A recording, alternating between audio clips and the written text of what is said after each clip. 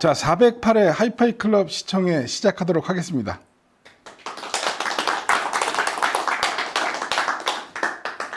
오늘 시청회가 스피커예요. 대입문으로 읽으셔야 됩니다. 대입은 레퍼런스 1 스피커에 이 아큐페이즈, 이번에 또 인티앰프가 새로 나왔어요. E800S가 붙은 모델이 새로 나왔습니다. 요거 두 개를 한번 갖고 시청회를 해보는 걸로 하겠습니다. 지난주엔 저희가 이제 시청실 1에서 했었고요. 여기는 이제 시청실 2입니다. 그래서 시청실 1을 레퍼런스 룸, 여기를 이제 하이엔드 룸으로 해서 여기는 뭔가 좀 하이엔드 오디오 지향의 어떤 그런 사운드를 추구해보는 그런 시청실입니다.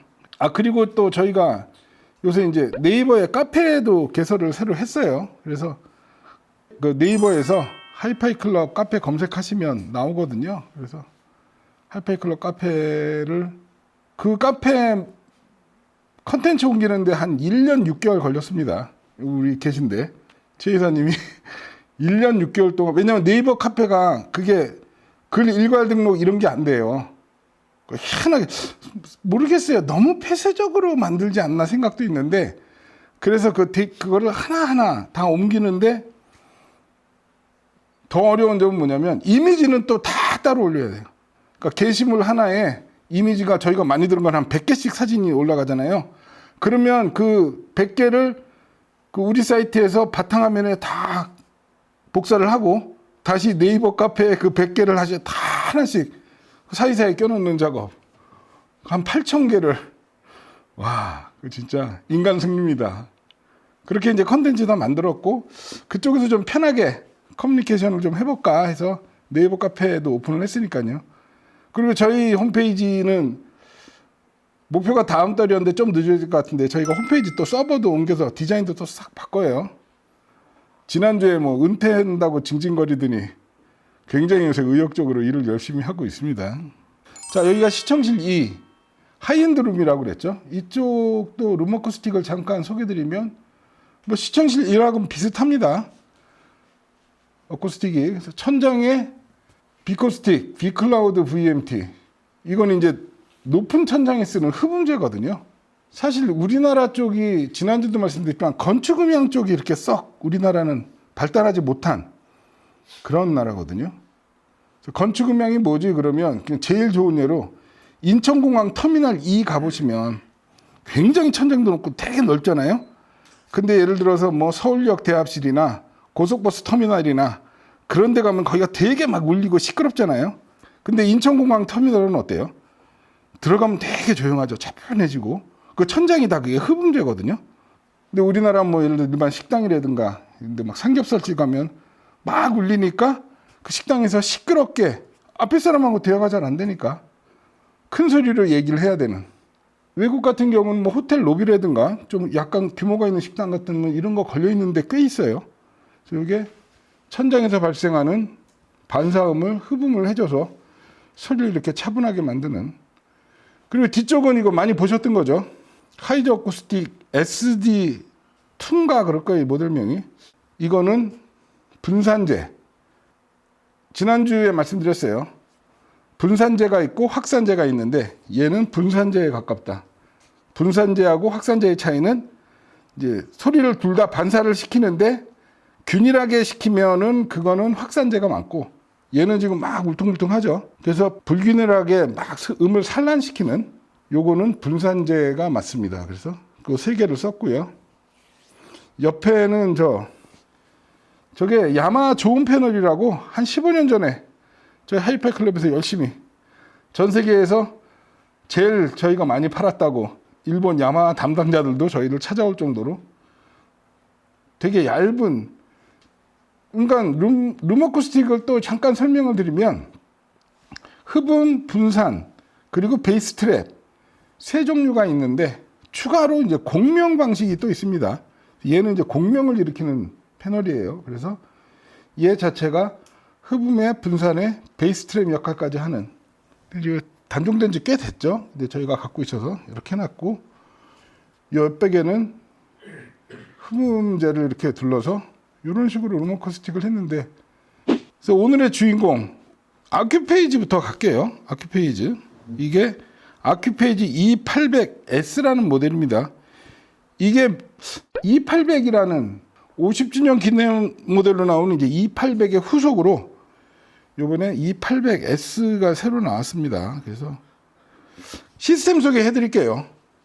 스피커는 이제 데이븐 덴마크 회사죠. 레퍼런스 1이라는 스피커고요. 인티앰프는 아큐페이지 E800S고 소스 기기는 이거 처음 보신 분들 있을 거예요. 로크낭 오디오라고 이게 아마 루마니아 회사 겁니다. 거기서 나온 웨이브 드림이라는 DAC거든요. 이게 상당히 좋더라고요. 이게 가격대는 한 2천만 원대 중후반인데 이게 레더 방식이에요. R2R 방식 DAC입니다.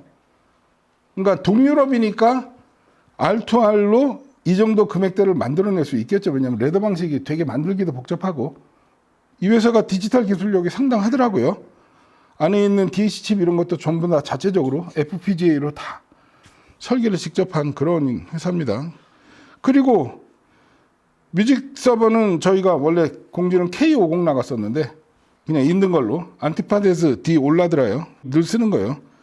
그리고 뭐 전원 쪽은 이번에 안수주에서 제너레이션 3 케이블 새로 나온 거 있죠. 그래서 그거 다 안수주 케이블 동원했고요. 멀티탭도 안수주 거 썼고 BOP 썼고 그런 식으로 지금 구성이 되어 있습니다. 음악 한 곡 듣고 바로 진행하겠습니다. 당신은 무슨 일로 그리합니까? 홀로 이 개울을 주저앉아서 파릇한 불보기가 돋아나오고 잔물이 봄바람에 해적일 때에 가도 아주 가지는 않노라시도 그런 약속이 있었겠지요. 날마다 개울에 나와 앉아서 하염없이 무엇을 생각. 이 스피커하고 이제 이 사운드는 떠오르는 단어가 품격, 약간 이렇게 끝에 묻어있는 고급스러움, 그죠? 그림으로 치면 약간 유화 느낌이야, 그죠? 그림에 비유할 수 있죠. 오디오 시스템의 소리를 어떤 시스템은 뭐 수채화 같은 시스템도 있고 아니면 굉장히 정밀한 페나 같은 느낌의 시스템도 있고 아니면 초정밀화, 그죠? 극사실화 같은 느낌을 주는 그런 시스템도 있고 근데 얘는 음색도 굉장히 진하고 제가 이제 이럴 때 말씀드리는 중역의 어떤 응집력, 에너지가 가득 들어차 있는 느낌. 이게 이제 덴마크 쪽 회사잖아요. 데이븐이라는 회사가. 덴마크 우리가 생각하면 그 알고 봤더니 덴마크가 그 스피커 유닛 제조 이런 게 국가 산업이래요. 그래서 국가에서 많이 밀어준대요. 그러니까 세계 유명 드라이브 회사는 다 덴마크에 있잖아요. 다인오디오 이제 스피커 완제품 만드는 회사도 있고. 근데 덴마크 소리를 들어보면 덴마크 쪽 오디오들이 이제 오디오 그룹 덴마크도 있고요. 보레센이라는 스피커도 있고. 공통점이 이렇게 막 광대역을 지향하지 않아요. 막 대역이 넓고 굉장히 투명하고 맑고 그런 쪽보다는 소리를 이렇게 약간 담아두는 스타일이라고 표현하면 좀 적합할까요? 약간 그런 느낌. 이 계열 이 음악 정미조 씨 음악을 들어보면 그 소리가 굉장히 이 응집력 있게 가득 들어차 있는데 고여기가 이렇게 확 뿌려지는 느낌, 그 느낌도 굉장히 좋죠. 그러면서 소리가 흔들림 없이 약간 지조 있는 느낌, 그런 식으로 어떤 풍부한 음악성을 바탕으로 이런 음악적 분위기를 만들어내는 것, 그게 오늘의 주제입니다. 이 데이븐 스피커와 아큐페이지가 만들어내는 사운드겠죠. 그래서 아큐페이지 E800S 이제 설명 들어가면, 아큐페이지가 1972년 일본 요코하마에서 설립된 회사입니다. 그래서 이제 지로 카스카, 이 사람이 설립을 한 회사인데 그 캐누드 출신이랍니다. 1970년대 그러면 뭐 캐누드, 트리오, 뭐 럭스맨, 뭐 파이오니아, 야마하, 진짜 일본 리시버 앰프의 전성시대라고 할 수 있는, 사실은 일본의 전자산업이 지금은 이제 한국의 삼성, LG에 약간 가려져 있지만 일본을 경제대국으로 만든 그 베이스 중에 하나가 1960년대, 70년대 오디오, 그죠? 그쪽도 큰 역할을 했을 겁니다. 그래서 캐누드 출신이고, 아큐페이지요. 아큐레이트하고 페이지의 합성어를 합니다. 그냥 단순하게 정확한 위상 재현. 사실은 이게 지난주에 리뷰를 했어요. 리뷰를 해서 이제 그때도 얘기를 했던 내용이지만, 오디오에서 페이즈, 위상이 제일 중요한 것 같아요. 예? 더군다나 위상이 그럼 위상이란 단어 하나로 끝나냐? 고역의 위상, 중역대의 위상, 저역대의 위상. 오디오가 이렇게 어려운 이유는 이 사람의 귀가 갖고 있는 스펙이 너무 크다는 거죠. 그러니까 20에서 2만 헤르츠를 들을 수 있다. 그 정도로 정의를 내리고 있는데, 20에서 2만 헤르츠라는 그 대역폭이 사실은 이런 전자제품이 커버하기에는 굉장히 힘든 대역이라는 거. 유닛을 왜 이렇게 3개로 나눠놓고 인클로저 박스를 왜 만들었을까요?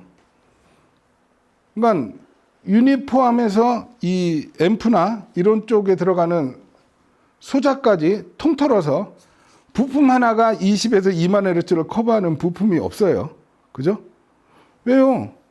가장 좋은 건 사람 귀가 2개니까 스피커 유닛, 플레인즈 유닛 2개로 소리 내는 게 가장 이상적이겠죠, 이론적으로는.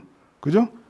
근데 유닛 하나가 20에서 2만 헤르츠를 낼 수 있는 유닛을 개발을 못했다. 표현이 맞겠죠. 그러니까 고역은 트위터로 자르고, 중역대는 미드레인지가 내고, 저역대는 우퍼가 내는, 거기다가 이제 소리 크기까지 들어가면은 사람의 귀가 들을 수 있는 스펙 자체가 너무 광대역이다 보니까 오디오 시스템이 그거를 커버해내는데 굉장히 어려움을 갖고 있고, 그 중에 하나가 이제 위상이 틀어지는 게 굉장히 심각한 문제인데, 그 오디오 시스템에서 이 소리의 위상의 문제를 벌써 1970년대에 문제의식을 갖고 이런 회사를 차린 게 아큐페이지다. 그렇게 설명을 할 수 있겠죠. 다양한 제품들을 생산을 하죠. 뭐 프리앰프도 있고, 파워앰프도 있고, 인티앰프도 있고, 뭐 DAC도 있고, 그 다음에 전원장치도 있고, 채널 디바이더, 그리고 카트리지도 만들고. 글쎄요, 일본을 대표하는 하이엔드 제조사가 한 3개 정도 있죠. 아큐페이즈, 에소테릭, 에어타이트까지. 그죠? 규모는 에소테릭이 제일 크고, 에소테릭은 또 티악에서 넘어온 거고, 에어타이트는 럭스만에 있던 사람이 나와서 만든 회사가 또 에어타이트고. 그러니까 1970년대 일본 앰프 황금기 그 시절에 오디오 회사에서 근무하던 사람 중에 하이엔드 오디오에 대한 어떤 그 열망이 있어서 차린 3개 회사가 아직까지도 이렇게 승승장구하고 있다. 그에 비해 이제 에소테릭에 비하면 아큐페이지도 약간은 좀 더 매니아틱하다 그럴까? 그죠? 모델이라든가 제품 생산 이런 것들이 그렇게 많지는 않아요. 어떤 선택과 집중을 하는 느낌이요. 그리고 얘네 제품 설명을 보면 인스트루멘테이션 앰플리파이어 고정밀 설계 이런 말을 써놨어요. 앰프 내부 설계를 거의 고정밀 계측기 수준으로 만들어서, 왜냐면 지난번 볼더 때도 말씀드렸던 건데, 우리는 그냥 이게 앰프니까 당연히 집에 갖다 놓으면 전원 연결해주면 이제 소리가 나고, 내가 10시간을 듣든 20시간을 듣든 작은 볼륨으로 듣든 큰 볼륨으로 듣든 당연히 정상 작동하는 거를 당연하게 받아들이고 있지만 앰프 제작자 입장에서는 그러한 상황을 대비해서 정말 설계적으로 많은 부분을 고민을 해야 되거든. 그죠? 과연 이 앰프가 뭐 출력이 100W면 진짜 100W 맥스 출력으로 한 12시간, 24시간 계속 소리를 낸다 그랬을 때도 얘가 안정적으로 작동을 해야 되려면, 그죠? 단순히 출력만 내는 게 아니라 지금 이 내부의 온도가 몇 도까지 올라갔고 그러한 부분들을, 그죠? 계속 모니터링하고 체크하면서 그 부분을 계속 이렇게 컨트롤 해줘야 되는 이제 그런 부분이거든요. 근데 그런 부분을 굉장히 대비를 잘 하는 의미에서 제가 보기엔 인스트루멘테이션 앰플리파이어 이 단어를 쓰지 않았을까. 뭐든지 호불호가 있죠. 이 디자인을 보면 굉장히 호불호가 갈릴, 좋게 말하면 이제 정통성 계승, 전통 이렇게 얘기를 할 수 있지만 안 좋은 시각으로 보면 너무 약간 올드한 느낌. 그죠? 이 금색 알루미늄 패널에 저 가운데 VUM에 다 있고 이러한 디자인이 아큐페이지의 특징이라 할 수 있겠죠. 그죠? 그리고 이 제품 역시 이제 뒤에 모듈을 꼽아서 DAC나 포노 모듈을 내장을 할 수가 있습니다. 노래 한 곡 더 들을게요. 요새 저희 시청회가 여기 와서가 그런 게 아니고 얼마 전부터 이렇게 저희는 이제 주로 의도적인 건 아니고요. 오디오 파일용 뭐 샘플러 같은 그런 음악들 있잖아요. 그거를 잘 안 틀게 되더라고요. 다양한 음악을 좀 들려드리고 싶은 마음도 있고 오디오 시스템이 이렇게 좋아지면 굳이 그렇게 레코딩이 좋은 오디오 파일용 그 어떤 음악이 아니라 예전에 들었던 팝송 이런 것도 이렇게 잘 들립니다. 좀 그런 의미에서 여기 계신 두 분은 아마 처음 듣는 곡일 겁니다. 이 아큐페이지라는 회사보다 훨씬 오래전 음악이니까. This has got to be the saddest day of my life. I called you here today for a bit of bad news.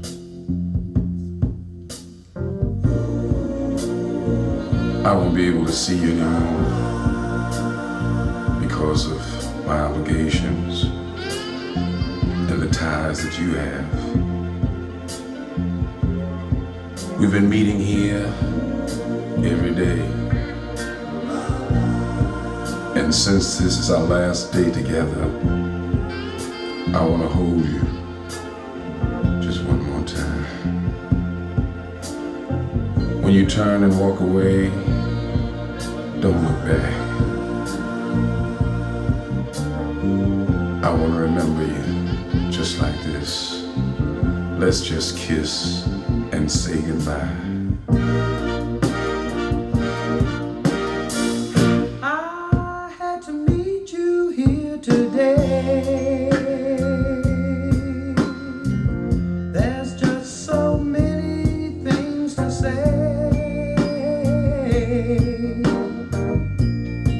Please don't stop me till I'm through.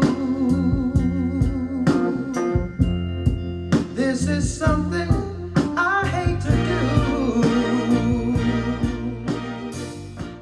또 맨하탄스라는 그룹이죠. 키스 앤 세이 굿바이. 딱 전주가 시작되니까 몇몇 분이 이렇게 입가에 싹 미소가 되게 오래간만에 들어보시죠. 이런 음악적 분위기요. 그러니까 이런 올드 팝송에서도 어떤 마치 얘네들이 음악을 이해하고 알고서 어떤 음악을 리드해가는 느낌이라고 그래야 될까?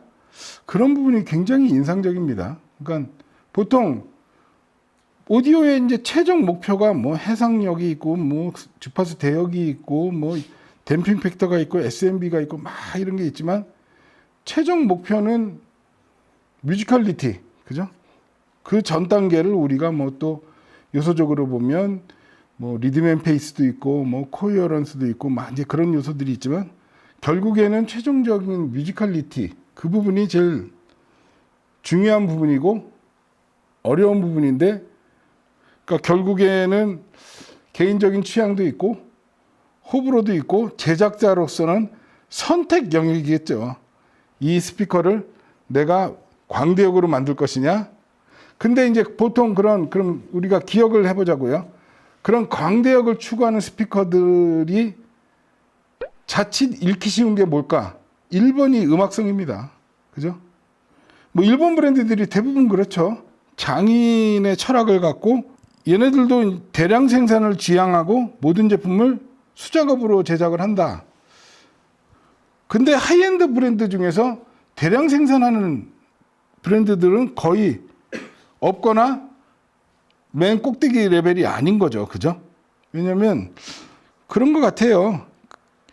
그냥 부품 선별 없이 그냥 찍어내듯이 대량 생산을 하면은 이런 순도가 여기서도 또 이제 가끔 예를 드는데 계측기요. 굉장히 고정밀 계측기 막 한 대당 막 1억, 2억 하는 산업 현장에 쓰는 고정밀 계측기 같은 경우는 그 계측기가 원하는 이 측정치를 제대로 정밀하게 해내려면요. 한 사람이 처음부터 끝까지 조립을 해야 된대요.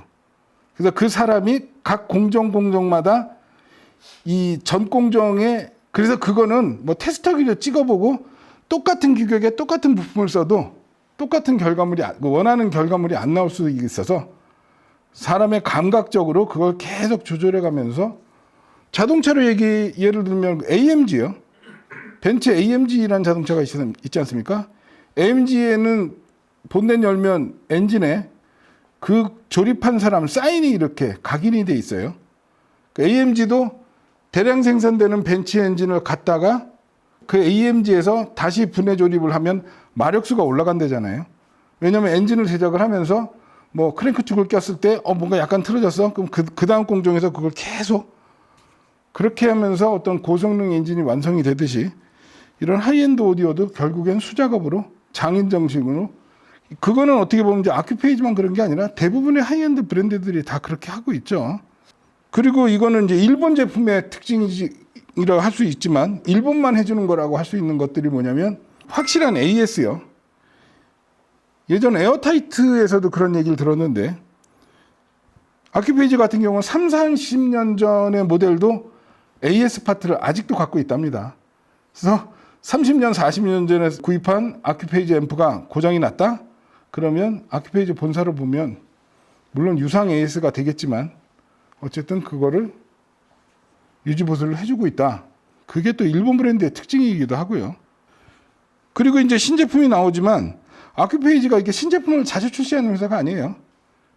보통 보면 이제 얘네들은 1년에 하나 정도 이렇게 신제품 개발에 굉장히 더딘 그런 회사로 그게 이제 기존 사용자를 보호하는 부분도 있고 그러다 보니까 이제 아큐페이지 같은 경우는 중고가가 나름 방어가 되는 브랜드 중에 하나고요. 그리고 개발 이런 것도 새로운 기술이 딱 나왔을 때 그거를 무조건 따라가는 게 아니라 몇 년 지나서 그래서 뭐 여기 자료 찾아봤더니 예를 들어서 아큐페이지에서 지금 SACD가 나오는데 다른 브랜드보다 한 4, 5년 늦은 걸로 알고 있어요. 그러니까 그만큼 굉장히 보수적으로 이렇게 제품 개발 및 운영을 한다. 그렇게 볼 수 있겠죠. 음악 한 곡 더 들을게요. 이번에는 클래식 한번 들어보겠습니다. 그래서 비발디 바이올린 콘체르토 이거 한번 들어볼게요.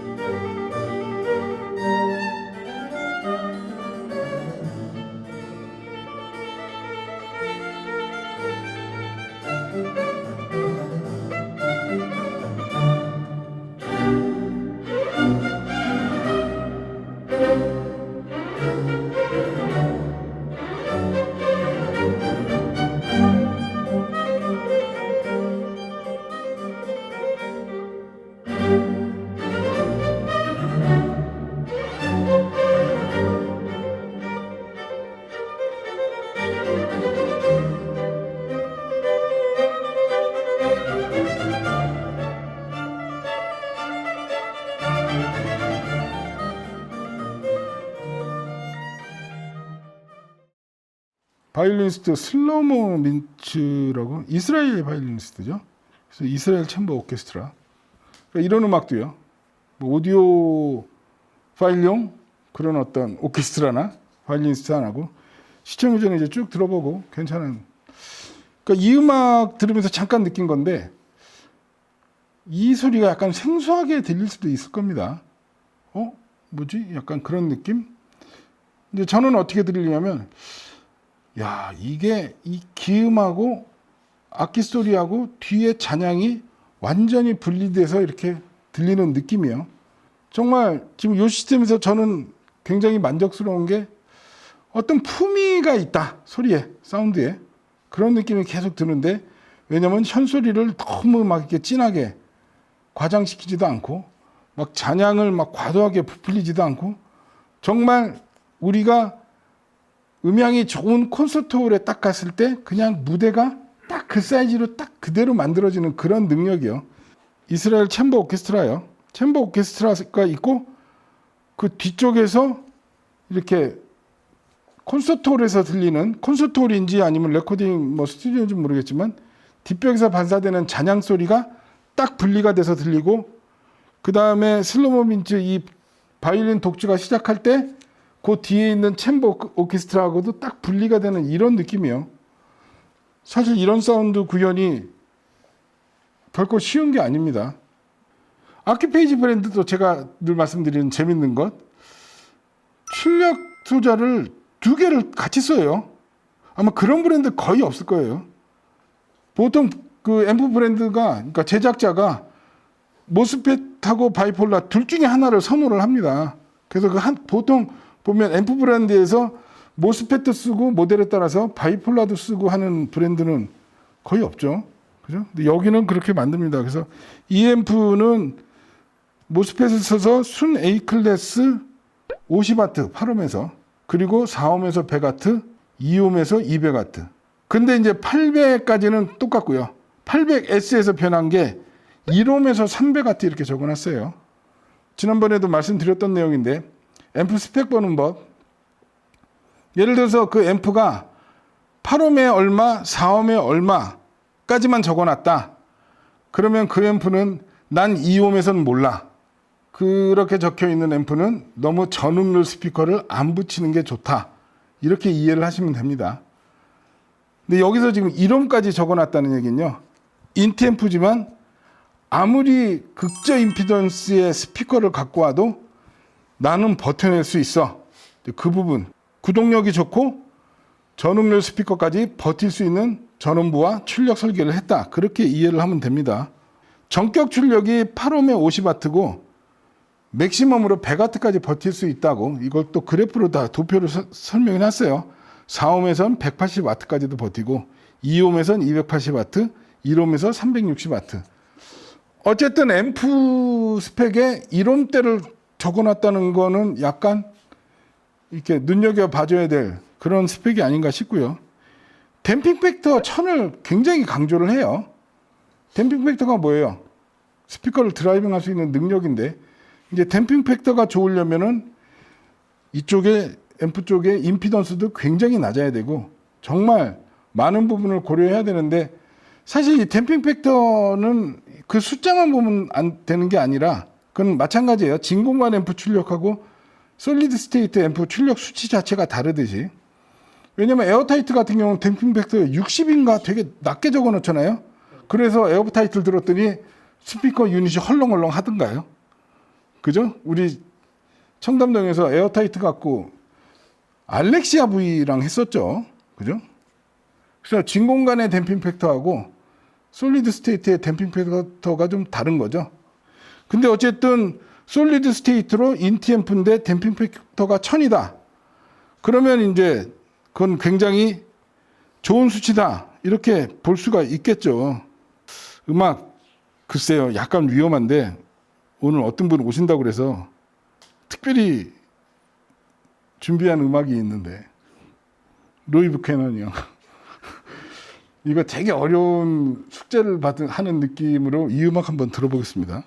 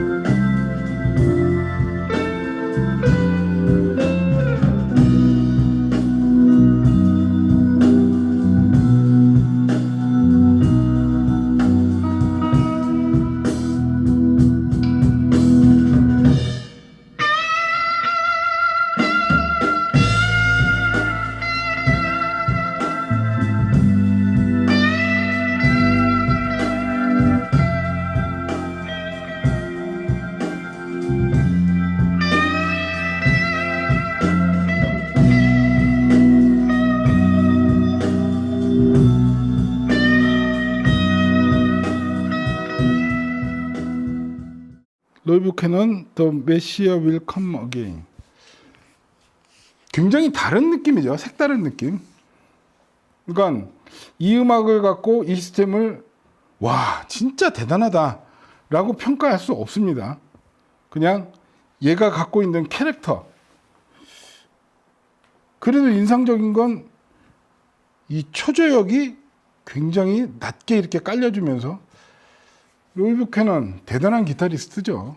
그러니까 클래식도 그렇고 이런 팝도 그렇고 재즈도 그렇고 결국에 이 연주자의 능력이라는 게 저는 하나를 낼 때 그 음을 어떻게 내느냐, 그게 어떻게 보면 그 연주자가 타고난 어떤 자질이고, 로이 뷰캐넌도 보면 초기 도입부의 하나하나를 낼 때 그 하나에서 정말 많은 이야기를 담는 느낌이요.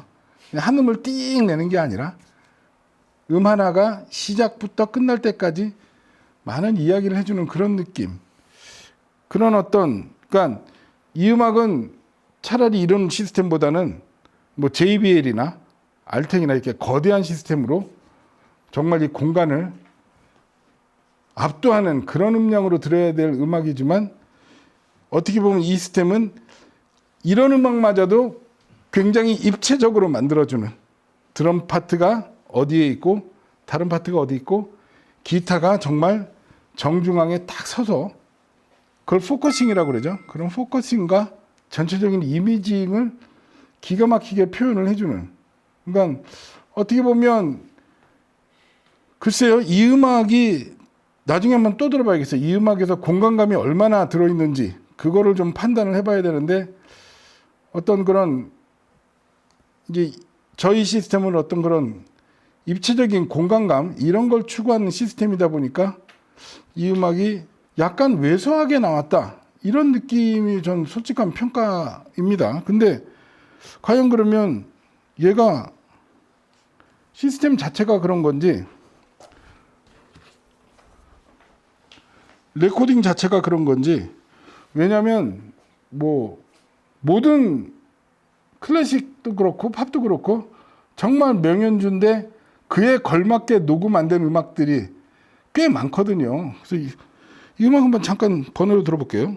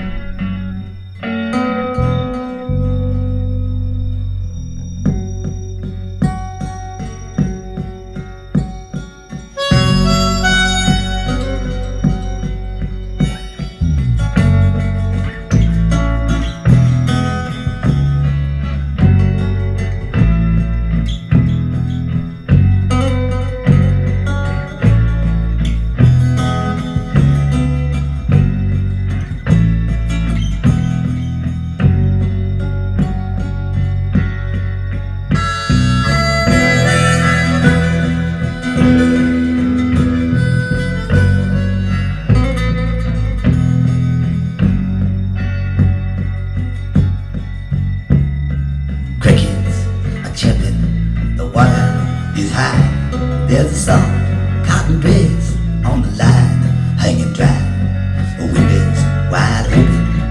African trees bent over backwards from a hurricane breeze. Not a word of goodbye, not even a note. She gone with a man in the long black coat. 그죠? 이런 음악에서는 입체감이나 공간감 이런 것들이, 아키페이즈 남은 거 좀 얘기를 해야 되는데, 일단은 이 800 구형 대비해서 새로운 AAVA 볼륨 컨트롤하고 전원부도 더 보강을 하고, 그러면서 스펙적으로는 SMB가 800은 104dB였는데 지금 얘는 105dB 해갖고 12%가 증가했다. 그래서 아큐페이지를 얘기하려면 이제 AA, VA는 꼭 해야 돼요. 아큐페이지 아날로그 베리게인 앰플리파이어 해갖고 모든 앰프 제조사들이 특히 하이엔드 쪽으로 가면 볼륨 얘기를 꼭 합니다. 우리는 어떤 볼륨을 써서, 왜냐하면 보통 일반적으로 이제 가변 저항을 많이 쓰잖아요. 저희 이제 마이크 프리앰프도 가변 저항을 쓰는데, 가변 저항을 쓰면 거기서 이제 손실이 많이 발생을 하니까 뭐 션트 저항을 쓴다, 어테뉴에이터를 쓴다, 그래서 볼륨 얘기를 많이 하는데, AAVA 볼륨이요. 이거 돌려보면 이게 독자 개발한 이제 볼륨 단으로 해갖고 저왜곡, 저소음을 구현을 했다고 합니다. 그래서 이 볼륨 단도 여기 보면 그림이 나오는데 8mm 두께의 어떤 축을 갖고 있고 커스텀 메이드 그리스도 칠했고, 그 다음에 마운트 위드 플로팅 메커니즘, 볼륨 단도 이렇게 플로팅을 시키고, 그러면서 CNC 머신을 깎아서 굉장히 이 정교한 볼륨 단을 만들었다, 이러면서 이런 식으로 얘기를 하거든요.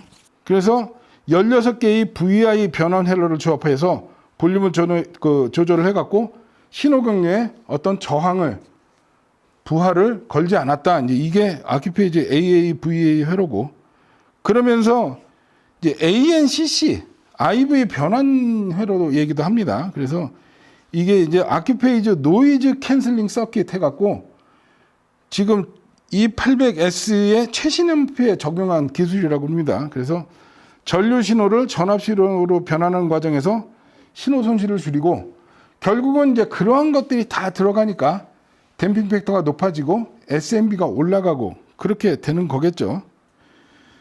자, 그러면 일부 마지막 곡을 한번 들어볼게요.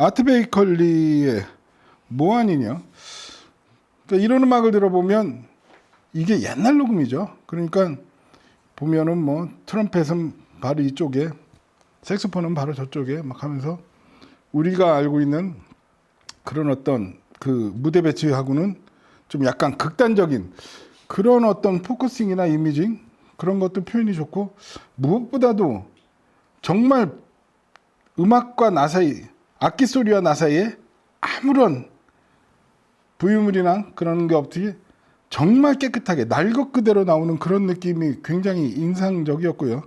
이런 어쿠스틱 녹음이 갖고 있는 고해상도의 그런 느낌이 굉장히 잘 표현되지 않았나, 그렇게 생각을 합니다. 자, 시간이 조금 늦었습니다. 그래서 1부 아큐페이지는 여기까지 하고요. 한 5분만 쉬었다가 2부, 데이븐 스피커도 재밌는 얘기들이 되게 많거든요. 2부 진행하도록 하겠습니다. 잠시만 쉬겠습니다.